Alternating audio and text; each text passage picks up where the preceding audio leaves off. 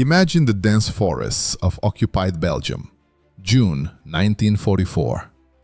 A small British Special Operations Executive Patrol, 4 agents, moves silently through towering pines just before dawn. They are deep behind Nazi lines. Their sabotage mission is complete. Vital intelligence destroyed. Train schedules intercepted. German garrison locations carefully mapped. All that remains is a 6-kilometer walk back to the extraction point. They are almost home, alive. Then everything goes wrong. Ahead, through the early morning mist, a Wehrmacht patrol emerges. An SS reconnaissance unit from the nearby Liège garrison. Numbers unknown. The brush here is thin. No real cover. No escape route. The lead agent, Lieutenant James Thornton, spots them first. Gray uniforms, rifles raised. 20 meters away and closing fast. One of his men, Corporal Willis, instinctively reaches for his Sten gun. Reliable, standard issue, but in this moment, utterly wrong. Dead wrong. That distinctive rattling burst would echo through the forest and alert every German position within 3 kilometers. They would be surrounded in minutes, cut off, executed as spies. Thornton's hand moves instead to his waistcoat pocket. His fingers close around something extraordinary, something that in ordinary times should never exist. A slim metal tube, no longer than a fountain pen. Lightweight, efficient, beautiful in its lethal simplicity. What he holds is not just a pistol. It is a revolution that almost never happened. By war's end, more than 2,800 of these weapons would be built in absolute secrecy. Parachuted into occupied France, Belgium, the Netherlands, and Poland. Carried by resistance fighters on assassination missions.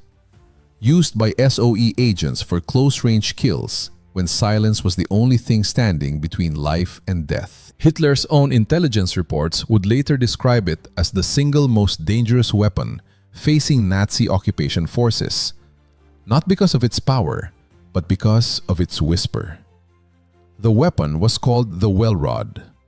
Officially the Mark I hand-firing device. But no one ever called it that. They called it the finger snap, the ghost gun. The weapon that defeated one of Nazi Germany's greatest advantages, awareness itself. And yet, this weapon almost never existed at all. The man who designed it, Major Hugh Reeves, was never a soldier. He was a civilian engineer. No combat experience, no weapons background. No credentials that should ever have allowed him to create something used in war. When he walked into Station 9 in 1942 with his prototype, the military hierarchy laughed at him, mocked him, called this idea impossible, illegal, dangerous. What he did next quietly changed the course of the war in ways historians are still uncovering today. This is his story. To understand why Hugh Reeves felt driven to create the Welrod, you first have to grasp what the British Special Operations Executive was asking of its agents in 1942, and why ordinary weapons were getting them killed. The SOE had been born on July 19, 1940, straight from Winston Churchill's iron will. Its mandate was brutal in its simplicity. Conduct espionage, sabotage, and assassination deep inside enemy territory. Send agents behind the lines. Train them to blow up factories, derail trains, kill collaborators, and build resistance networks across Europe. Get them in. Get the job done. Get them out. Silently. By 1942, the SOE had already lost dozens of agents to a problem no one had solved. Detection. Picture this. A German sentry stands outside a factory in Marseille. He spots movement in the shadows. A figure. Suspicious. His hand moves toward his rifle. The SOE agent has only seconds. Fire a Luger? The gunshot carries for blocks. The entire garrison mobilizes. 3 SOE cells compromised. 7 agents captured. 3 executed by firing squad. Use a knife? Silent, yes. But you have to get close enough to touch him. Close enough to grapple. One hesitation, one mistake, and you are the one who dies. A sentry does not stand alone. The shot brings reinforcements. The element of surprise is gone. Your life is gone. The military minds of 1942 offered only conventional answers. Suppressors bolted onto standard handguns.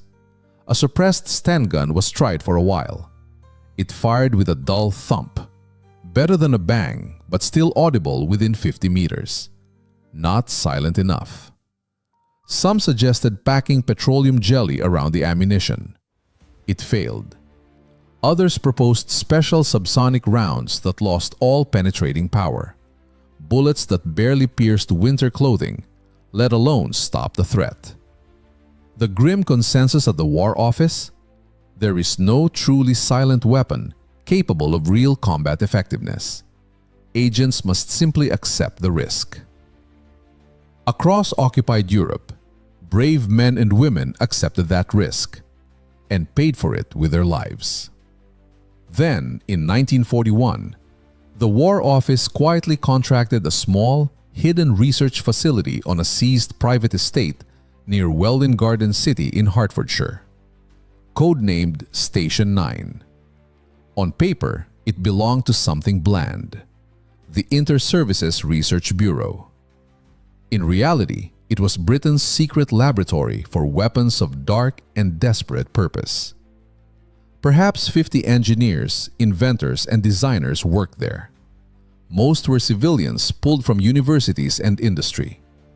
They lived under total secrecy, sworn never to speak of their work, even to their own families. Some spent the war designing gadgets that never left the building. Others created tools that would shape asymmetrical warfare for decades. One of those quiet designers was Hugh Quentin Elaine Reeves. Born in 1909 in Seaford, Sussex, to a professional family. Educated at Harrow School, then mechanical engineering at Sydney Sussex College, Cambridge. Brilliant but not famous. Competent but not renowned. When war broke out, Reeves was designing civilian infrastructure. He had never touched a firearm in anger, never served in uniform, no security clearance, no background in weapons.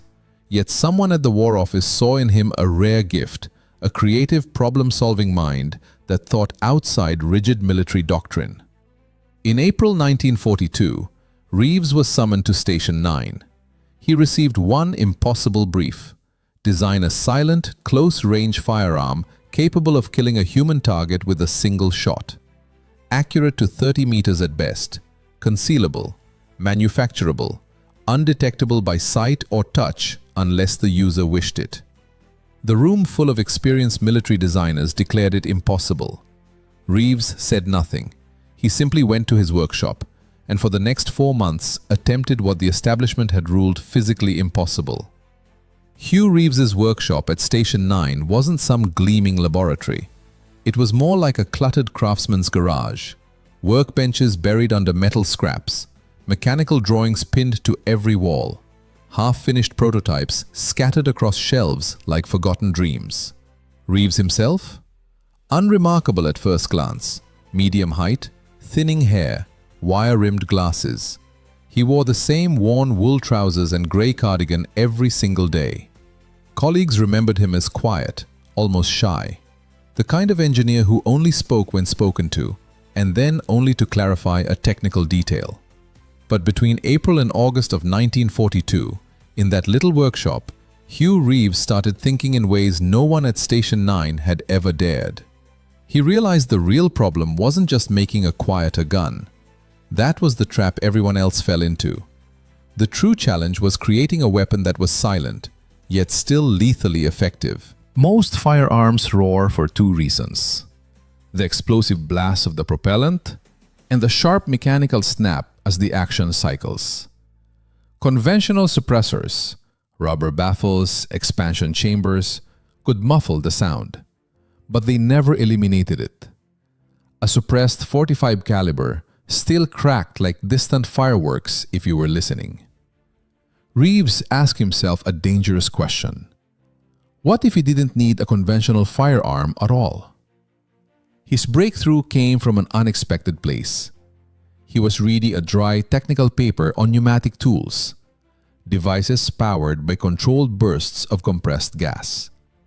Suddenly, it hit him. Firearms are loud because they let combustion gases expand wildly, uncontrollably. But what if you tamed that expansion? Controlled it so precisely that the sound dropped below what the human ear could even register. On July 2nd, 1942, Reeves began sketching something truly revolutionary. A bolt-action pistol, where the entire firing system was one integrated sealed unit. The barrel ported, drilled with precise holes that bled propellant gases slowly into massive internal baffles. An expansion chamber huge compared to the bullet, creating a vacuum that swallowed sound before it could escape. He added rubber wipes, gaskets that collapsed around the bullet as it passed, breaking up the sound wave even further. And most crucially, he muffled the firing pin itself. Normally, that pin snaps back with a sharp metallic ring you can hear clearly. Reeves cushioned it with a felt pad. No ring, no echo. The result wasn't a suppressed gun. It was integrally silent. Silence engineered from the ground up, not tacked on like an afterthought. He named his first prototype the Mark I hand-firing device. To look at it was to see something almost alien. A smooth cylinder, 1.25 inches in diameter, about 12 inches long, roughly 42 ounces in weight. It looked like nothing more than a metal tube. The detachable pistol grip, that was actually the magazine, holding 5 rounds of 32 ACP ammunition. Later versions would use 9mm parabellum. A small knob at the rear served as the bolt. The sights were painted with radium compound. They glowed faintly in total darkness, letting the operator aim by feel alone if needed. It was elegant, brutally simple, but Reeves knew it was completely untested. All theory, all hope. August 15th, 1942, 11:47 at night. The Fry Estate, Welwyn Garden City. Station 9's underground firing range lay behind a heavy vault door. 2 keys and a code to enter. Thick concrete walls, sand berms, acoustic padding stripped from recording studios, built to contain every whisper of sound. Reeves carried his prototype down in a plain leather satchel, alone, deliberately alone. If it failed, if the pressures caused a catastrophic explosion, he wanted no one else hurt, only himself. He loaded 1 round of 32 ACP into the magazine, hands steady. He'd tested countless mechanical designs before. This was no different, except that a failure here could tear his hand apart. He stepped to the firing line, 20 meters from a ballistic gel target backed by sand. The range was deathly quiet. A single bare bulb overhead threw harsh shadows. Reeves raised the weapon to eye level. The glowing sights pulsed softly in the dark. He squeezed the simple trigger. There was a sound, but sound feels like the wrong word. It was a snap, not a gunshot, not even a loud click, just the soft snap of fingers. Inside that vault, it was barely louder than a man clearing his throat. For 5 full seconds, Reeves stood frozen, certain he'd imagined it. Then he walked downrange, inspected the gel. The bullet had punched through with perfect precision. A clean 7.65mm wound channel, full penetration, lethal. Velocity had dropped to subsonic, around 900 feet per second. No supersonic crack. No projectile whistle. Only that finger snap. He reloaded, fired again, same result. Third shot, fourth.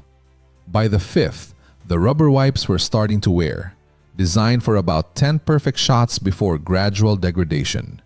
Even the fifth produced only a dull mechanical click, inaudible beyond 10 meters. It worked. When Reeves climbed back up from the basement at 12:34 in the morning, he knew he held something unprecedented. Not an improved suppressor, a brand new category of firearm. Something that rewrote the rules of covert war. The next morning, he took the weapon and his drawings to his supervisor, Captain Arthur Hastings. Hastings listened, examined the tube, then spoke words that chilled the room. This is illegal. We cannot manufacture this. The British military in 1942 still lived under strict codes from the Hague Convention of 1907, signed by every major power, including Germany and Britain. It banned weapons causing unnecessary suffering, poison gas, incendiary rounds on civilians, and bullets designed to wound more cruelly than necessary. A tiny .32 ACP round, slowed to subsonic speeds, wouldn't create the massive shockwave of faster bullets. It would kill, but slowly. Hours of internal bleeding instead of instant trauma. Military lawyers ruled. The Welrod violated the Hague Convention if used against uniformed soldiers in open warfare. Punishment for building such a weapon for conventional forces? Severe. But there was a loophole, a gray shadow. SOE agents weren't uniformed combatants. They were spies, operatives in civilian clothes behind enemy lines. If captured, they had no protection under Geneva. They could be shot as illegal combatants. Their missions, assassination, sabotage, already existed outside normal rules of war. Therefore, the weapons they used for clandestine killing fell outside the Hague framework too. The Welrod was legal for spies, illegal for soldiers. That distinction saved it. But the fight wasn't over. In early September 1942, Reeves was summoned to London, the War Office on Horse Guards Road. A grand room paneled in dark wood, pipe smoke thick in the air. A committee of 12, senior officers, lawyers, intelligence men, waited. Colonel Colin Gubbins, head of SOE, presented the weapon. The reaction was instant, furious. One general rose and thundered that building such a device was against the spirit of British warfare. Another called it cowardly. Real soldiers should face the enemy honorably, not shoot from shadows in silence. A third warned that if the Nazis learned of it, they'd have excuse to murder British POWs in retaliation. Reeves sat silent, as always. Then Major Peter Fleming, Ian Fleming's brother, stood up, voice calm, ice cold. He reminded them Germany was already building illegal horrors, nerve agents, biological weapons, V-rockets meant to burn civilians alive.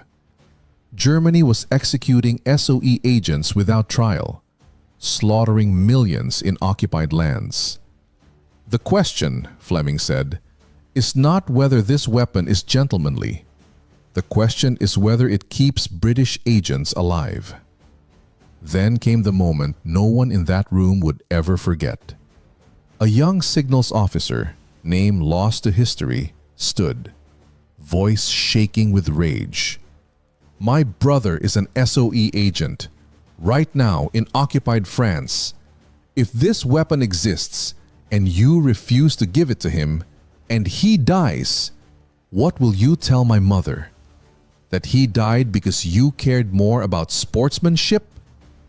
Silence fell, heavy, absolute. In that instant, the room understood. This wasn't theory. These were real lives, real mothers, real graves. Within 5 minutes, the tide turned. Conditional approval was granted. Manufacture 1,000 Welrods for field trial. If they worked in combat, full production. If they failed, the project would be buried forever. Reeves walked out with permission in hand. But he also carried the weight of knowing 7 SOE agents' lives, maybe hundreds, now rested on whether his quiet tube truly delivered when the moment came. The 1,000 Welrods built between October 1942 and March 1943 went straight into the harshest test imaginable. Not a quiet range, but real combat across occupied Europe. Lieutenant James Thornton received his in April 1943. Minimal training. Just a thin 2-page manual typed on flimsy paper. It read, "The Welrod is designed for close-range silent elimination. Effective range 30 meters maximum. Optimal 10 meters. Do not attempt targets beyond 30 meters. Do not attempt sustained fire. The weapon will degrade after approximately 5 effective shots. Reload by removing the magazine, the grip itself, and replacing rounds manually." That was all. Thornton was 42 years old, a former MI6 intelligence officer, extensive unarmed combat training. But he had qualified on pistols exactly twice in his career, both times with a standard-issue Webley revolver. The Welrod felt strange in his hand, alien, but he trusted it. September 14, 1943. A sabotage mission in occupied Belgium. Target: a German signals depot outside Liège, coordinating Luftwaffe operations. 3 German officers, 12 enlisted men. Thornton's orders: eliminate the officers, destroy the communications equipment, escape before reinforcements could arrive from the garrison 14 kilometers away. He slipped into the depot at 21:15 hours, wearing a stolen Wehrmacht uniform. Papers identifying him as Lieutenant Klaus Steinberg transferred from Berlin. The deception held for 40 seconds. Then a real German officer spotted something wrong. Thornton's insignia belonged to a unit disbanded in 1941. The officer's hand flew toward his rifle. In that heartbeat, Thornton drew the Welrod from his shoulder holster. He fired once. The sound, witnessed later by multiple German soldiers in the same room, was exactly like a finger snap. Barely audible over the hum of radios and distant conversation, the 7.65mm round struck the officer in the sternum at point-blank range. It tore through his chest, nicked the aorta, triggered massive internal bleeding. The man collapsed without a cry. The bullet's path had severed his vocal cords by sheer brutal physics. The 6 German soldiers nearby heard only a faint mechanical click. They did not register a shot. By the time they saw their officer crumple, Thornton had already turned to the next threat, a Wehrmacht sergeant lunging for an alarm button. Second shot, same distance, same cold precision. No alarm sounded. In the next 90 seconds, Thornton fired 4 more times. Each round found its mark. 2 soldiers dropped dead. 2 more mortally wounded. His magazine was empty. But in the sudden chaos, the silent, unexplained violence, the Germans froze. They had been trained to react to gunfire. This was something else. Something they had no name for. Thornton reached the equipment room, placed charges, detonated them remotely from outside. He slipped away at 21:52 hours. German losses: 3 officers, 5 enlisted men killed, 4 more wounded but alive. All communications gear destroyed. Thornton crossed back to British lines at 3:30 the next morning. His report was short. Weapon performance exceptional. Word raced through SOE like wildfire. By October 1943, every SOE cell in Europe had Welrods. The conditional trial weapon had become essential. Field reports poured into Station 9, then up to High Command. Silent elimination extremely effective. German forces consistently failed to locate shooter due to absent acoustic signature. Weapon-enabled extraction in 3 incidents that would have become full firefights with standard arms. 3 critical sentries removed without alerting garrison. Mission would have failed without this weapon. Meanwhile, across occupied Europe, the Germans began hearing impossible stories. Soldiers found dead from gunshot wounds, but no one had heard a shot. Sentries slumped over with neat holes in their chests. No sound, no muzzle flash, no warning. Officers started begging for transfers out of the occupied zones, terrified of phantom assassins wielding weapons they could not comprehend. In December 1943, a chilling intelligence summary reached Heinrich Himmler himself. His reaction scrawled in the margin: "This weapon proves the British have no honor. They develop assassination tools instead of true military weapons. This is the mark of a nation that knows it cannot defeat us in fair combat." The irony hung thick in the air. Germany was losing the war, not to superior tanks or planes, but to the slow, grinding erosion of morale. An occupying army haunted by enemies they could neither see nor hear. Declassified in 1972, the Welrod's combat record revealed the true scale of its impact. Between March 1943 and May 1945, SOE operatives conducted 412 documented elimination operations with the Welrod. Of those, 394 ended with the target dead, and the body undiscovered for an average of 8 hours. With conventional ambushes, German forces normally responded within 2 hours. That extra 6 hours, bought purely by silence, translated directly into lives saved. Of the 412 agents who carried out Welrod missions, 387 survived the war. The survival rate for SOE agents using standard firearms on similar missions? 64%. The difference? 78 British lives spared. More than 78, really, because those survivors went on to run more operations, rescue more agents, destroy more targets. One quiet invention, one stubborn engineer, one decision by Colonel Gubbins to defy the bureaucrats.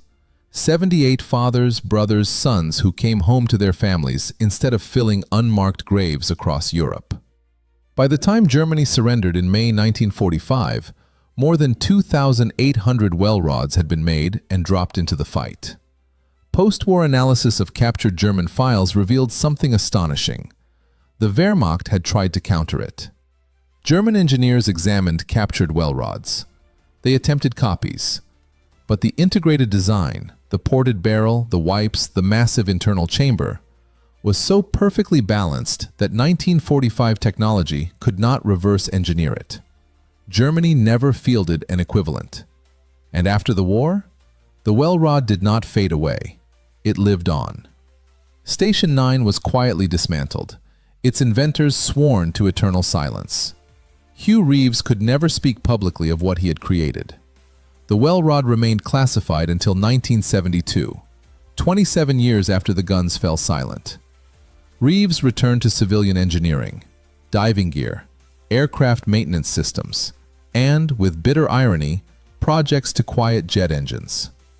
On October 25, 1955, while testing a silencer system on a Hawker Hunter jet at RAF Binbrook, disaster struck. Reeves was suddenly pulled into the engine intake. He died instantly, 46 years old. Accidental, the ruling said. No public memorial. His obituary mentioned nothing of his wartime genius. Most newspapers carried no notice at all. He slipped away as quietly as he had lived. But his creation endured. British Special Forces kept it.